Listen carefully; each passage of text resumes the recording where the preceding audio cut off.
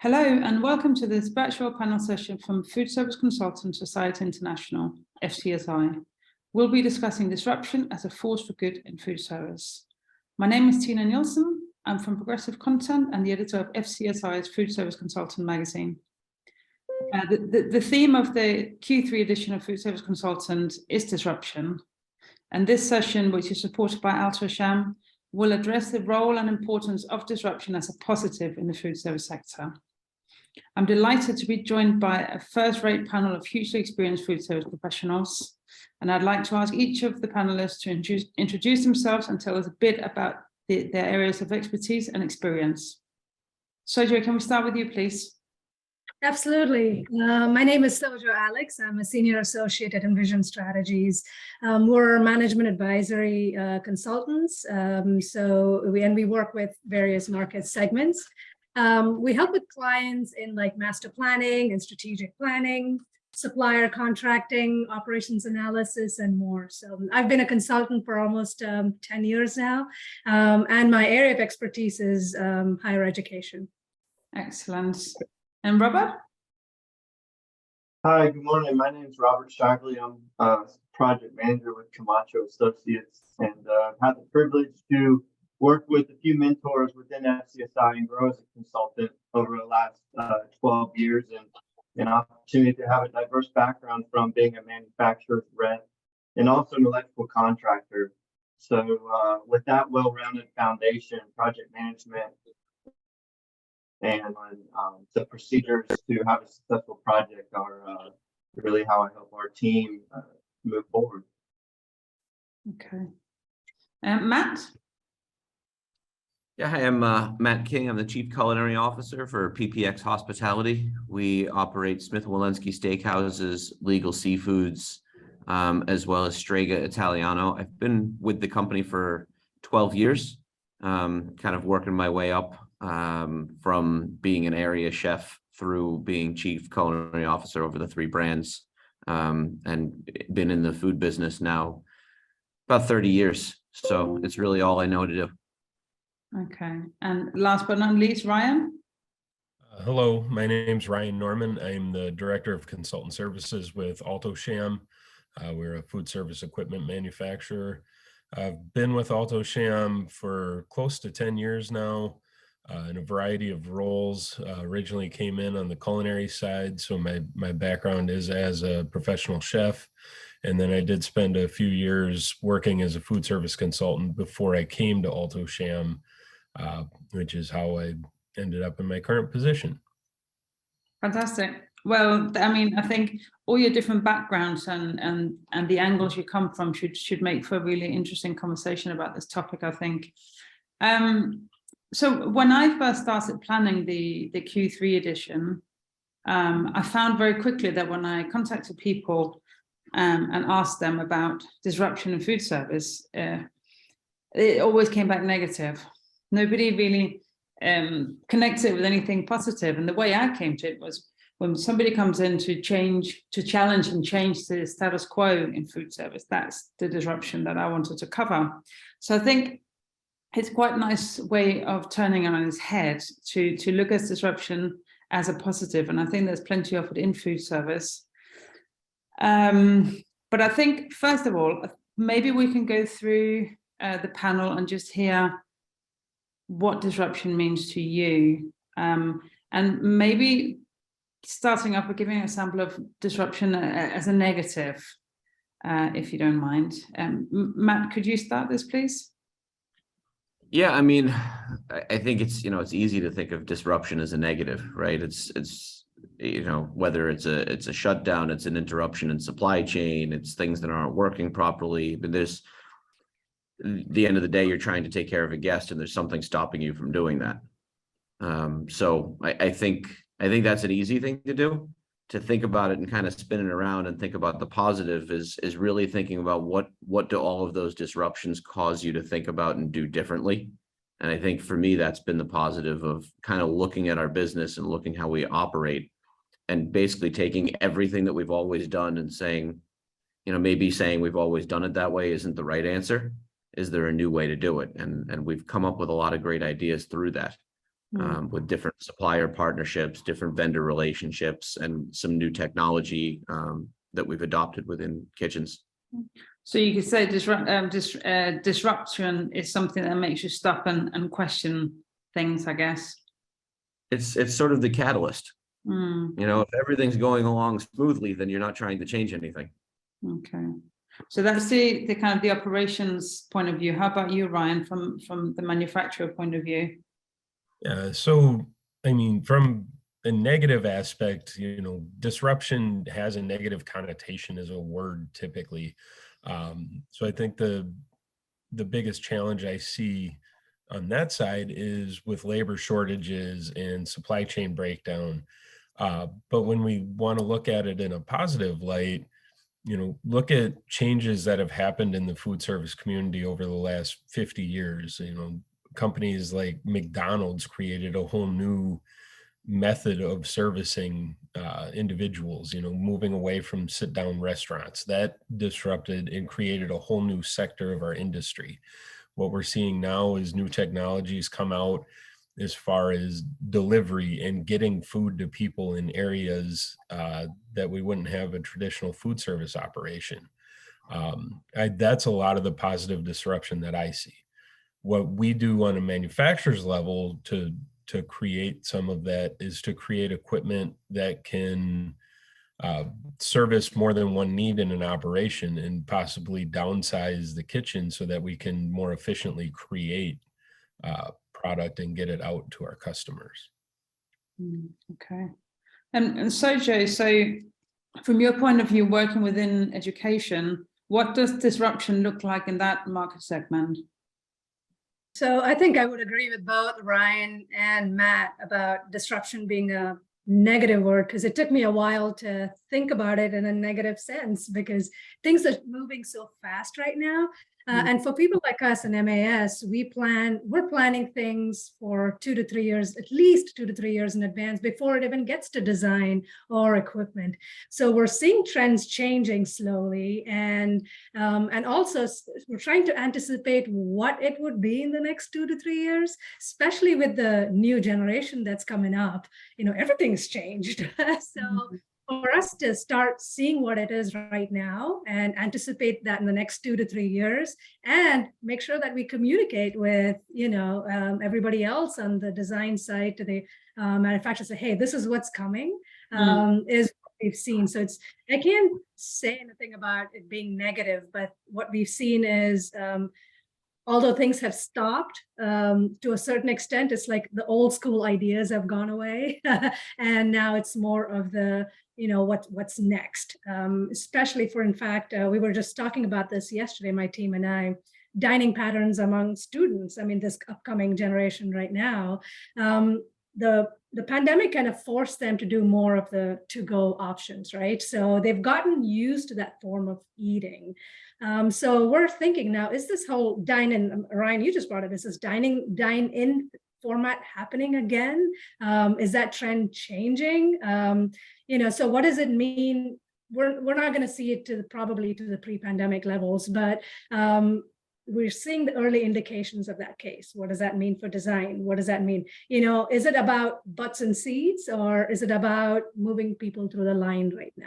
So things like that have actually disrupted our idea of what, you know, what food service is about, you know, and things. And then technology, we talked a little bit about that. So we're seeing Gen Z trying to order, you know, online. So that idea of like customizing, watching their food being made, you know, all that idea of like cooking in front of them, has that changed? Is that important for the future? That's the other thing we've been thinking about as well. Staffing, we touched on that. It looks like a negative, but what does that mean for, you know, designing? You know, are those huge dining halls the future anymore? Are those action stations that, you know, we all talked about in the last few years, is that the future anymore?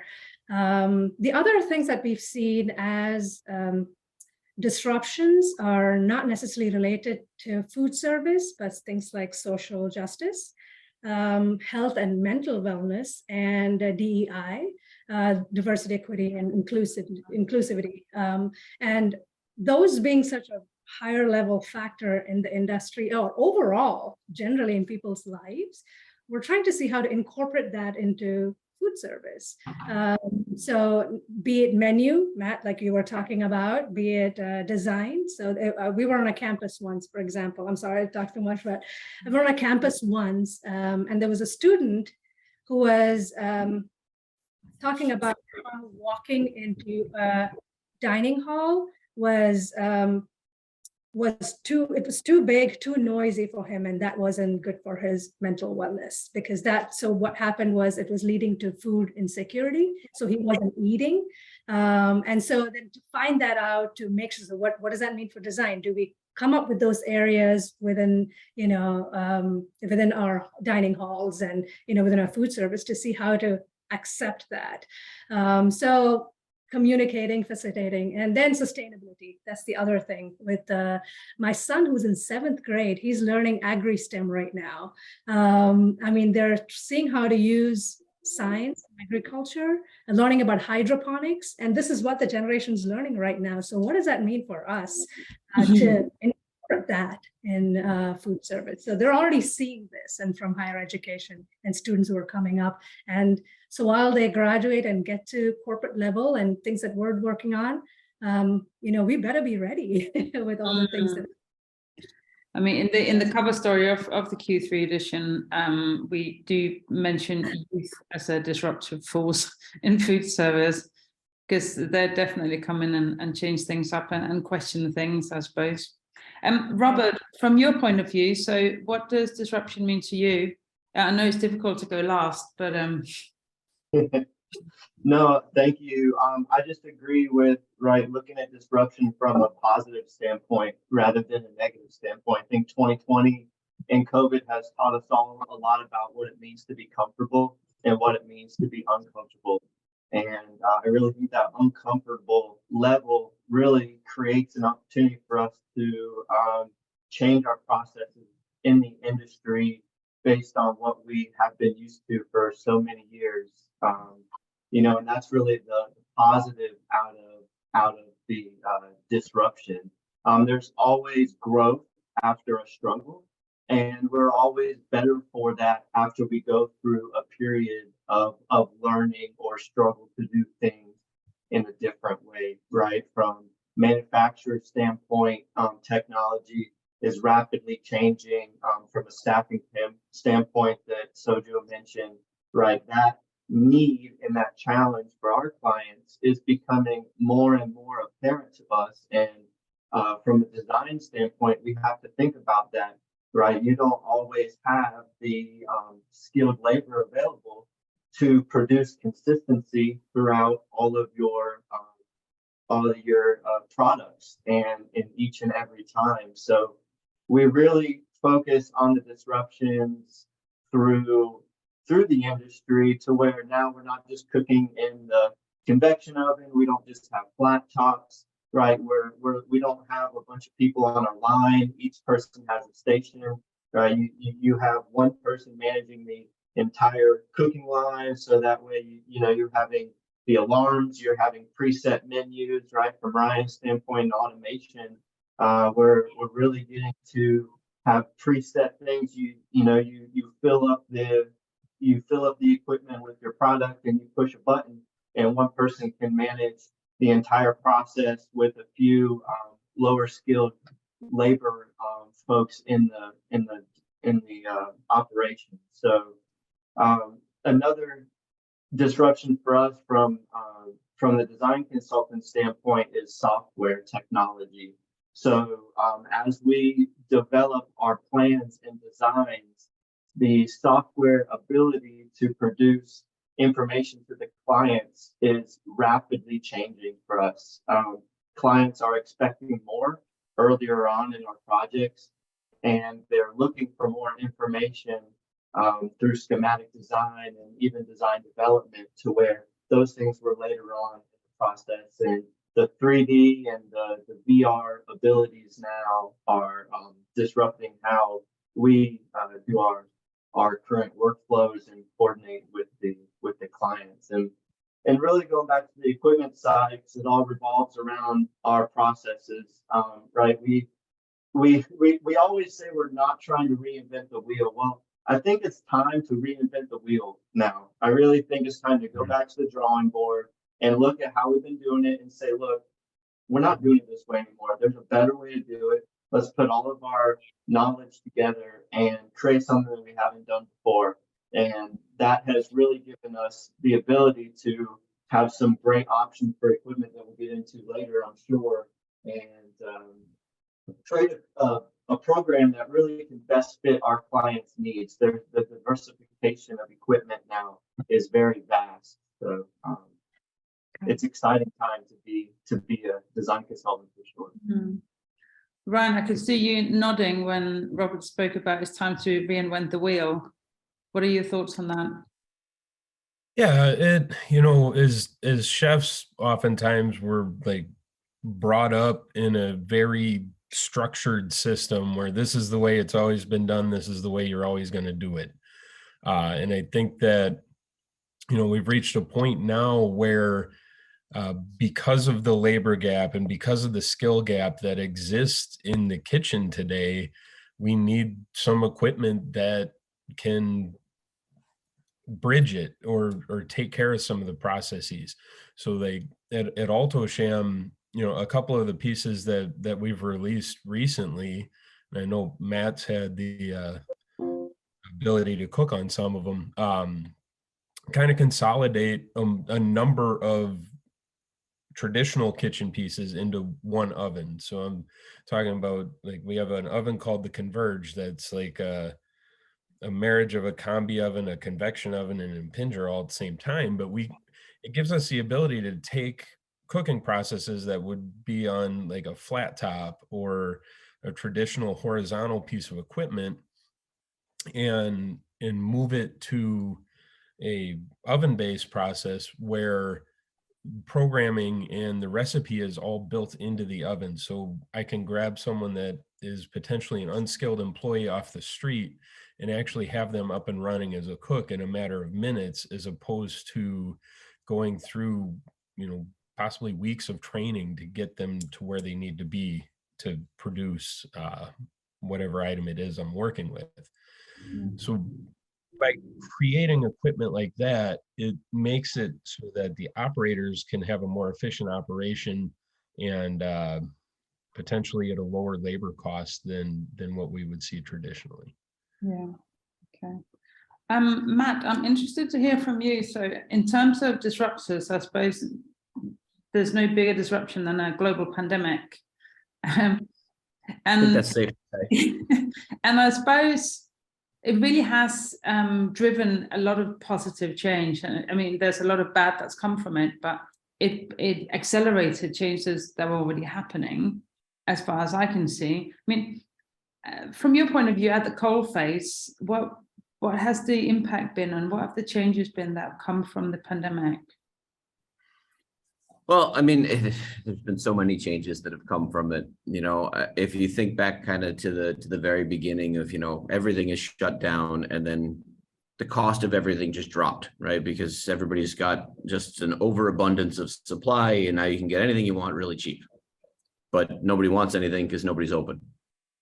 You know, and then we try to reopen restaurants, and product is cheap.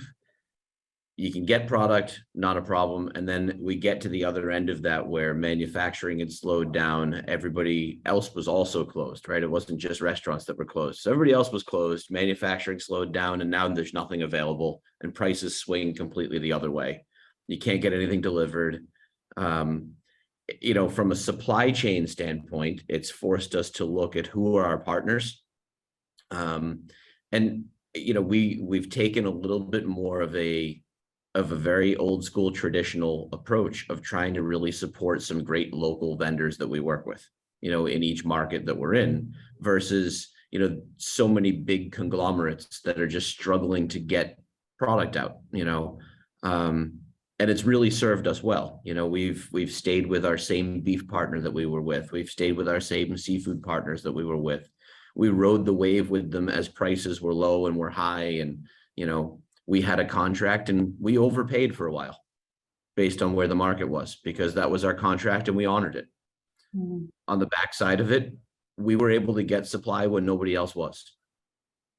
So I think it's a little bit more about having partnerships now versus a traditional, supplier purchaser relationship where I'm just constantly beating people up for a better price.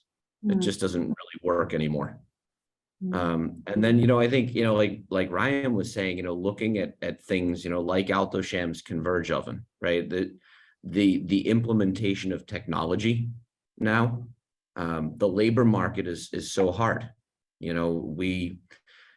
I was just walking into a restaurant. I'm in a construction site at the moment that we're opening, and we have interviews lined up. And yesterday we had 100 interviews lined up, and out of the 100 people, 14 of them actually showed up.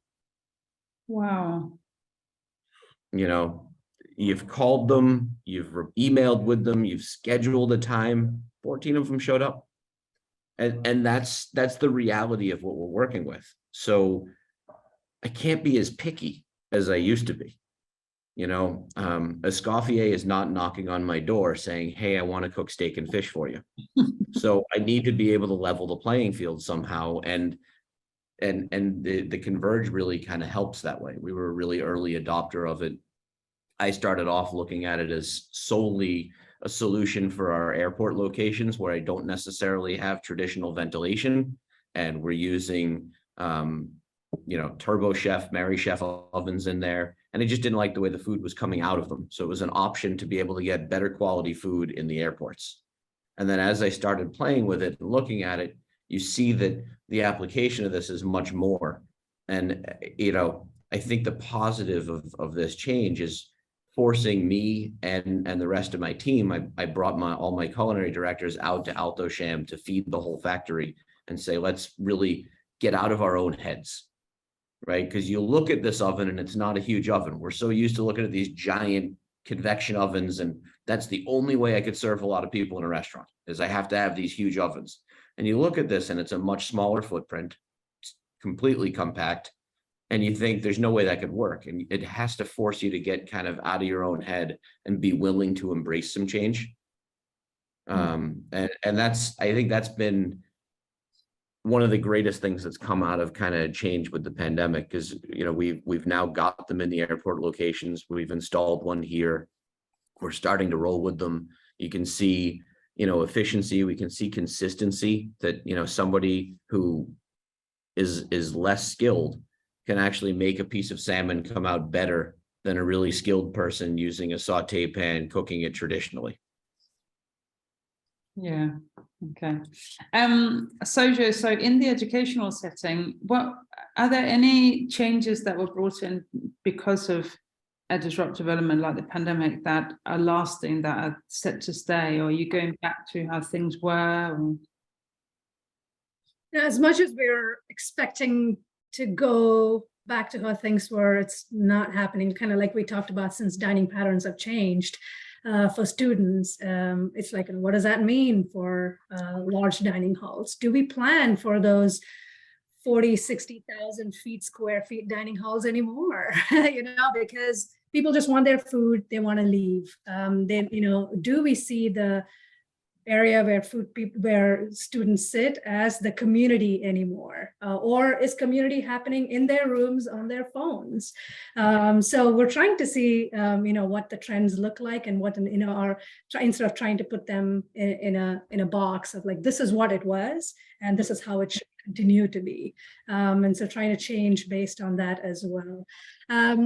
The other thing, what we've noticed is, as much as because of how food is seen right now, like Matt was talking about, like, sauteed salmon and things like that. It's one of those things where they still want that Top Chef, plant-based, fancy menu, but don't take their chicken nuggets away. So they still have that chicken nuggets. So they want that comfort, but they also want, the fancy menu. So how do you see that balance when you're serving thousands of students, 30,000 meals, a day, a week, type of thing? How do you do that? How do you continue to see that balance? And what does it take in terms of not only design, but also in terms of equipment, to make sure you still have that fancy food and chicken nuggets. So I think what we as planners, for us, it is more of continuing to educate myself through what you're seeing out there, educating others and sharing information like this, and communicate. Hey, we're seeing this right now. In the next 2 to 3 years, this is what's coming up. And based on that, how do we help each other, type of thing. But yeah, between technology and patterns and staffing limitations. I also read an article the other day about quiet quitting among folks nowadays. That's very interesting. This article was not necessarily about quiet quitting, but it's about a student who's talking about she's getting paid $13 an hour. She'll only do the work that is worth $13 an hour. Gone are those days when we said, hey, you're getting $10 an hour, but we try to do extra so we can learn, get up the rank, get up the ladder, learn more. But now they're like, for my mental wellness, this is what I'm getting paid. This is all I'm going to do. I'm not going to go extra.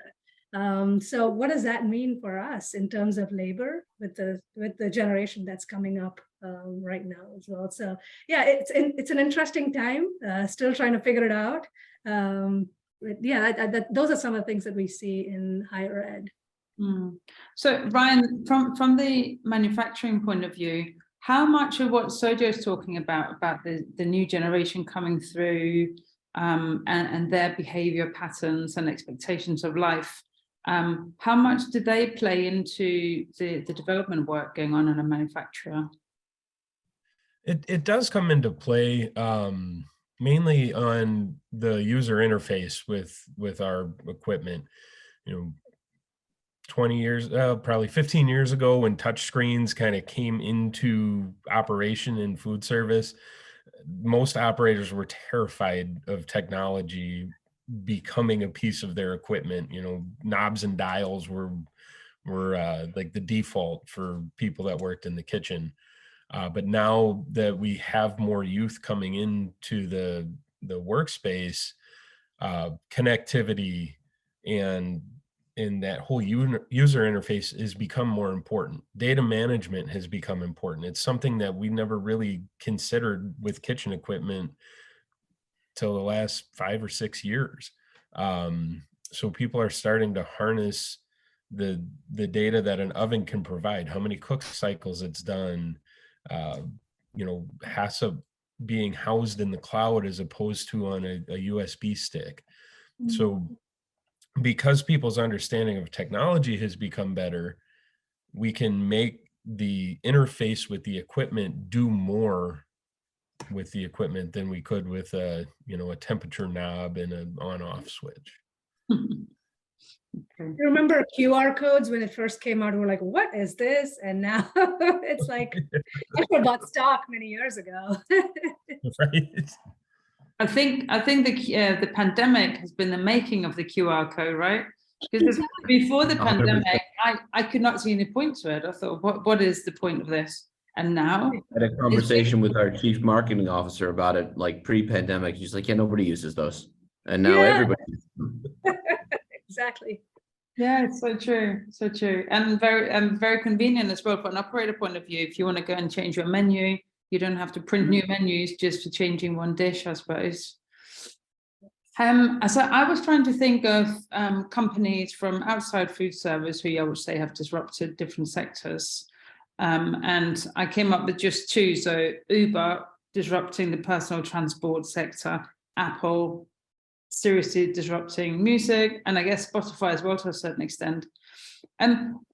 Within food service, what would you say? You don't necessarily have to name drop here, but in terms of, would you say ghost kitchens, for example, is something that has disrupted the sector? What do you think, Robert? Yeah, I really think that merging of large manufacturers and technology together have really changed the way that the equipment is designed and built. Robotics is another thing that's up and coming, and there's a few manufacturers that are focusing on robotics now. And we really see that, those could be the future, where we're making our pizzas and staff do not have to even touch the pizza, it gets sauced and topped and all that robotically, or we're putting fries through a fryer or chicken nuggets through a fryer, right, with robotics. So there's many manufacturers that are coming together to reinvent this wheel that we're all talking about. I think we're all trying to figure it out as we go. And that converged oven is the perfect example of how manufacturers are changing the food service industry, right?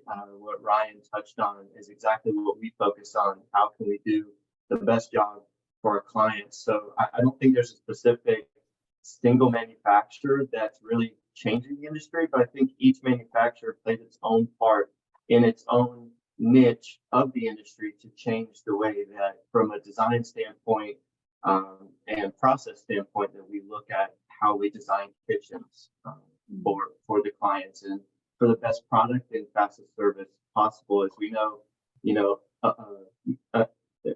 immediate gratification is really what we all go for now. I want to order my food and I want it in 5 minutes, or I'm going to go somewhere else. So I think that focus on speed and also product quality is where we're headed. Sergio, I see you nodding to what Robert was saying. Have you got anything to add to that? Yeah, I think, and I don't know, Robert, if you've seen a lot of this in design, the whole Amazon Go thing, that's a big disruptor. In fact, I was at, I think, Indianapolis Airport yesterday, and there was a whole, not an Amazon Go, but a similar version of this where you could go in, pick up your stuff and leave as well. So have you seen a lot of that in design as well?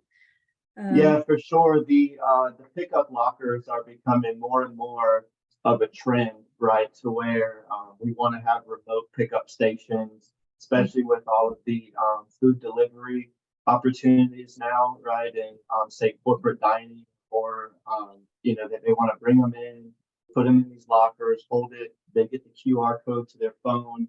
They're notified when it's ready, so you don't have to waste any time. Right? You're not sitting around waiting. You're notified. Go pick up your individual meal and then go back to what you were doing. So yes, I would agree. We're seeing that trend for sure. Yeah. The other things I think I've seen are with cost of food rising are the retail stores like the Aldi's, like no frills, good looking store, but then I'm not spending way too much to get my groceries from there as well. So we've seen that. Besides that, Grubhub and similar companies, the delivery companies. And just to touch on the other thing, which is not necessarily kind of related to food, but is the social media side of it, like Instagram, I think is one of those big disruptor, because everything is, you take a shot of your food, that's how you communicate nowadays. Like, this was great, this was not great, Chef Matt, your food was awesome or not, and people make their decisions based on that. And even so, a lot more in the last 3 to 4 years. I think those are some big disruptors we've seen. I mean, I suppose, Matt, from your point of view, yeah, your customers are able to put a photo on Instagram and say, I love this, or I didn't love it. But it also puts you in charge in a way of the narrative that you want to put out there. You can have, all of a sudden, you can have this kind of direct connection to customers. That must be quite advantageous for you. Yeah, I mean, it can be very advantageous, because it's, the idea of digital marketing, it's the lowest cost marketing that you can do. And we're getting more and more engagement on everything that we put out digitally. But I think, as Sojo said, that Instagrammable moment in a restaurant, it used to be about, you're a chef and I have to make a delicious thing and it needs to get served to you properly. And that's kind of not enough anymore. It needs to be a whole experience that somebody wants to take a video of, take a picture of, put it on TikTok, and those really drive business into your restaurants. So we've been, it has to have, for me, it has to have substance. It can't all just be that, we created this fun thing that somebody's going to take a video of. It also has to be amazing. But we've been working more and more on those kind of experiential dining things, with we have a tomahawk steak that comes out hanging and it gets torched table side, and it's kind of a whole thing, and people take videos of it and post it all over the place, and people come into the restaurant saying, hey, I want to have that thing that I saw on TikTok. So it really is important. Yeah. You know, another thing I would say is kind of a little bit of a disruption that's turned into a positive is, you know, you mentioned Grubhub, and delivery and takeout. You know, Smith & Wollensky at that higher end of the restaurant space, you know, we're at the $140 a person average check kind of space. We always thought of our to-go boxes and to-go bags as somebody's taking home leftovers, right? And that was really why we had them, because nobody really ever ordered takeout. And that's become a much more substantial part of our business, that people, even at that high end, are calling and saying, you know what, I'm going to come by and I'm going to pick up steak because I still just want to eat at home, but I don't want to cook it. And I know it's going to be great if I get it from there. You know, in legal seafoods, we always had a pretty robust takeout business, but that has also grown substantially, you know, since the pandemic. It's just really taken off. So, you know, when we start looking at design and you start looking at how you execute things, takeout can't be an afterthought anymore. You know, you have to actually plan a spot in a traditional restaurant sense. You know, not quick serve that's, you know, really focused a lot on takeout, but in a traditional restaurant sense, you have to plan a space for takeout packaging, where all the bags going to go, where all the boxes going to go, who's going to do this, where are they going to work, versus, yeah, somebody will just find like a little corner somewhere and they'll put this together. It's really a part of our business model now. Right.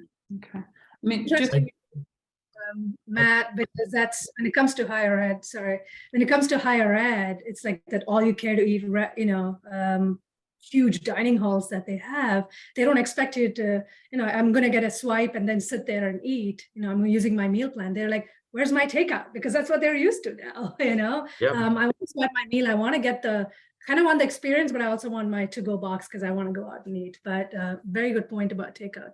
Sorry, Ryan. Yeah, we're finding it's basically just a growth for us, you know, so we're still filling the restaurant and we're doing takeout. And I think this is an area where we're going to see continued disruption for the next 5 to 10 years, because we're starting to see some automation in that delivery process happen as well. And I'm sure Sojo can speak more intelligently on it than I can, because it's mostly on college campuses. There's delivery robots now that exist that you jump on an app, punch in what you want, and a robot brings you your food to your dorm room. I just see that continuing to scale up to the point where, you know, you order on Grubhub or one of the kind of takeout apps, and you have an autonomous vehicle delivered to your house. So I would expect in the next 10 years, we just see massive change on that level. I hope the autonomous vehicle has an easier time finding my house than the pizza delivery guy does. I mean, students still want to walk more than, or it used to be more than 3 minutes before. It was 5, it came down to 3. So we're trying to make all these, you know, dining locations closer so they don't have to walk for 3 minutes. Wow. Food is being delivered to them. So what does that mean? So now they don't want to walk more than that, like, or not walk more than a minute, you know, because they're used to food coming to their doors. But yeah, it's a whole nother industry. You're right, Ryan. In the next 10 years, I don't know what this is going to be. Matt, just to go back to what you were saying earlier, when you said one of the kind of the changes that came in from the disruptive elements of the pandemic was, it was kind of old school, really, going back to the supplier, like having a more wholesome relationship with suppliers, which seems quite old-fashioned, really. But how about what Robert was talking about, say the robotic elements, they're on the technology side? Did the pandemic kind of make you look into more of that sort of stuff? It's definitely something I'm watching, you know, as it continues to develop. Right now, you know, there's robots that do a thing particularly well. In our particular businesses, in our particular restaurants, I need a robot that could do multiple different things really well, for it to make sense for me. And I think it's going to get there. But you know, if I was working in a quick serve restaurant that served a ton of French fries, I would have a robot that was filling fry baskets, dropping fry baskets, and lifting them. You know, and if I was working in like a place doing like, you know, smash burgers or whatever, I would have that flippy robot that, you know, stands there and just flips little burger patties all day long. And that would save me a ton. But, you know, I have one cook that has 11 different menu items that are all different proteins with different garnishes. And the robotics just haven't gotten to that point yet in an affordable way, that it would make business sense for me. But, you know, definitely something to keep an eye on. You know, we've gone out of our comfort zone and are loving so far using, you know, Converge to help speed things up. Because I think another thing that has changed, when we first reopened post-pandemic, everyone was so happy to be able to get out to a restaurant, right? They were just like, oh, thank God, things are getting back to normal. They were super patient. They were so gracious. They couldn't be nicer to their server. That's all over now. I want my food. I want it now.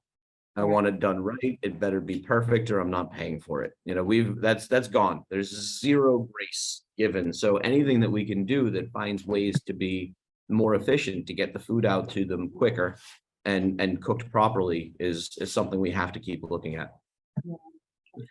Ryan, so I'm interested to hear from you from the equipment point of view. So we talk a little bit about companies that have disrupted food service. In terms of food service equipment, over time, what do you see as genuinely disruptive pieces of equipment that have changed the way the industry works? So yeah, I mean, it depends on how far back you want to go, because in the 50s and 60s, a convection oven was a revolutionary piece of equipment. You know, it sped up the cooking process. And then in the 70s, the combi ovens were created. They didn't really catch on here in the States until I'd say late 90s, early 2000s, because it's a more complicated piece of equipment to work with. We didn't necessarily have the training here. Now you'd be challenged to walk into, you know, most kitchens that don't have them, just because of the change in what it allowed me to do as a cook and consolidate multiple pieces of equipment. You know, a combi oven can replace a steamer, a convection oven. In some instances, like ours, we can dehydrate in overnight. You know, really, we want to create a piece of equipment that can work 24 hours a day. Most recently for Alto-Shaam, a big one for us was the creation of the vector oven.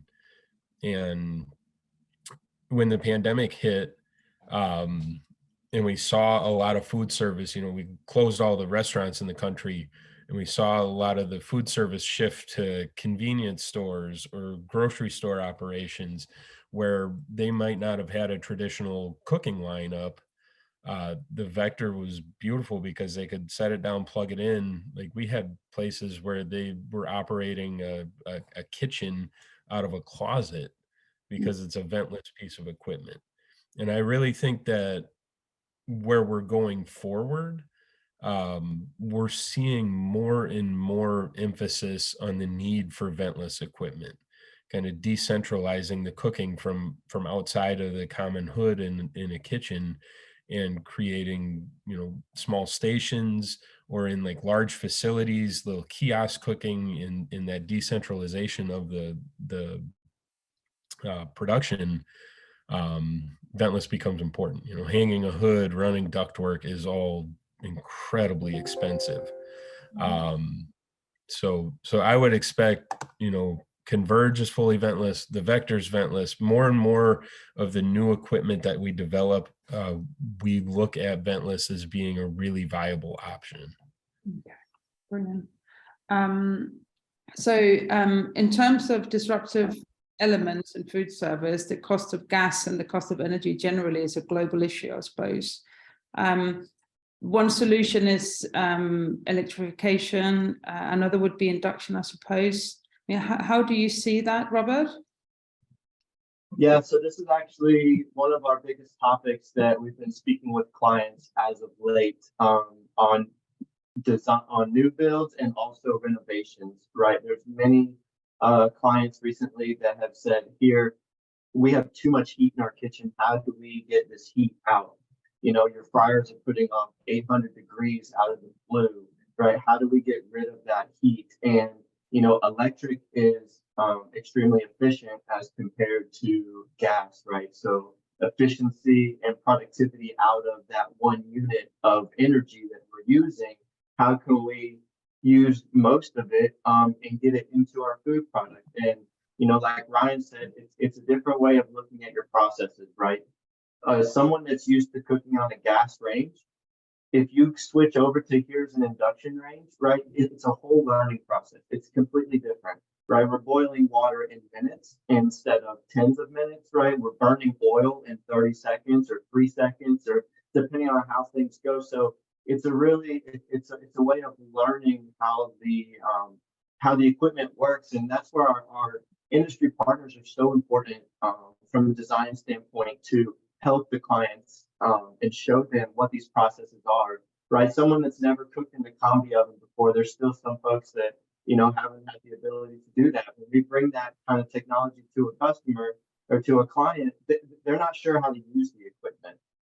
And electric in combi is, right, is more efficient than the gas. So we're seeing more and more evolution in the electric need and electric want. I think there's a lot of R&D that we still need to do in the electric realm of equipment, as far as certain aspects from a charbroiler or things that really don't translate well, right, from gas to electric. How do we do these big pizza ovens that everybody loves seeing, the big flames, you know, and you're finishing your artisan pizza in these big ovens?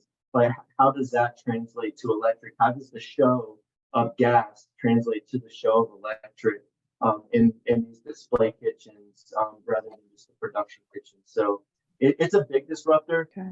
Ryan, would you concur with what Robert's saying? I would. I think that electrification is disruption that's going to be forced on us in some ways more than others. You know, in the states here, there are some municipalities and states that are looking at making it so new construction doesn't have gas connected at all as a regulatory issue. And, you know, when that happens, we have to have the equipment in electric that can do the job that the gas was doing previously. Mm-hmm. So, you know, going forward, this is something that is crucial to our industry because we are such heavy users of natural gas and propane. When that no longer is an option, people are still going to want the same food. You know, they want things cooked the way that they've traditionally been cooked. So we need to find ways to make it happen. Okay, well, I think we're probably going to have to look at concluding this discussion. Much as I'd like to stay on that, I think to finish off, I'd like to hear your opinion. So, Robert, do you think food service is a particularly receptive sector when it comes to disruptive companies, to new things coming in? Receptive is a challenge, I think. I think what it takes is our industry professionals to train and to teach, right? Like Alto-Shaam, to bring us all into their facility to show us what they're doing and to train us how to use the new technology. I think overall food service is a little bit antiquated to where this is how we've done it. This is how we do it. So we need to change that to be, well, how can we do this better, right? How can we utilize these ventless pieces of equipment, and how can we better facilitate our menu based on all of our challenges in the world today that we're going through, from supply chain to pricing to coordination and ventilation and all of these things. So I think that it's a very fertile ground for us to grow from, but we all need to trust the professionals that we have and all of our expertise to gather around a particular concept and throw around ideas and say, hey, you know, think about this, right? And then we bring them into the test kitchen and we do some of their menu items and show them that this is a possibility. We're not just saying, hey, this is what we need to do, but we're showing them how can we produce your menu better and how can we utilize the new equipment. And then that trust comes along and we move forward together with the open ear to progress. Okay. Matt, what's your take on that as an operator? I think Robert's being really nice, and we're very resistant to change. Really? Us restaurant people are we're hard to move. Is that right? We get used to something. We used to something we like, and it's really hard to convince people that something else is going to be able to replace it, be able to work better than that. And that was really why I brought my whole team to Alto-Shaam to do that event, because I knew if I just ordered these ovens and I had them delivered to restaurants, I wasn't going to get buy-in. So we had to turn around and say, okay, we're going to feed 400 people in 2 hours out of a couple little ovens, and you're going to see the output that they can have. And that's the key, is you have to keep doing events like that and things to be able to get the buy-in to adopt new tech, and new ways of doing things. We just replaced a lot of our gas ranges in London with induction in a kitchen, which if you asked me 5-10 years ago, I'd say absolutely not. That's never going to work. They're not durable enough. We're just going to break them. And we did it because we were struggling so hard to cool the kitchen. And we were spending so much money working on air conditioning in that kitchen to try to fight the heat that was generated in a small space by all the gas running constantly. Because we just turn the gas knob on and we leave it on all day long. We don't, and they only work either off or all the way up. There's no cooking in the middle. That's also very expensive. Yeah, I mean, that just seems to be the way that every cook goes, like, oh, turn them all the way up and let's go. So the induction becomes more efficient, but the heat output of it is so much less. So you're not spending all this money to combat the heat output of all these gas ranges all the time. So, it's another thing that's kind of for the future looking at it. We were talking about running ductwork and hoods is expensive. We have 6 restaurants under construction right now. And if there's one thing that I've learned is everything costs twice as much and takes twice as long as it used to. Yeah. So any areas where we can turn around and say, you know what, maybe we can look at how the kitchen gets designed differently.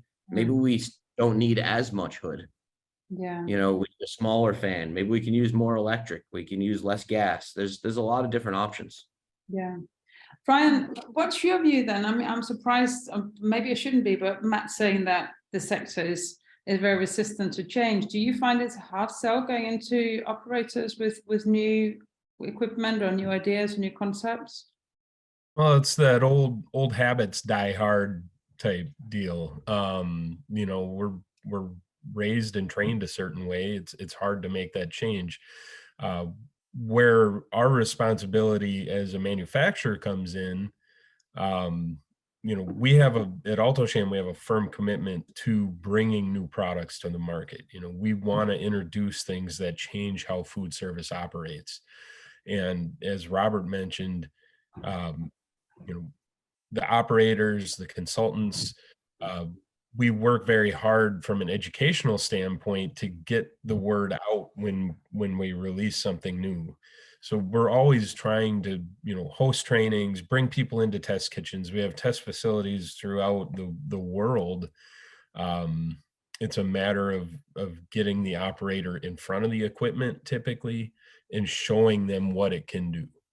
Because it's oftentimes such a process shift that takes place going from the old way to the new way that, there's some hand holding that needs to go on, and we need to spend the time to talk about how it's going to change production within the facility. The nice thing is, we have a team built that has tons of culinary talent. We've been in most types of operations and generally can help retool how things need to operate in order to get that process shift made. Brilliant. Okay, well, I think that's an excellent point to close on. So Sojo, Robert, Matt, and Ryan, thank you so much for taking the time to join me today. And I'd like to thank Alto-Shaam as well for supporting this panel session. It's been a fascinating conversation. I'm really grateful to you all. So thank you very much.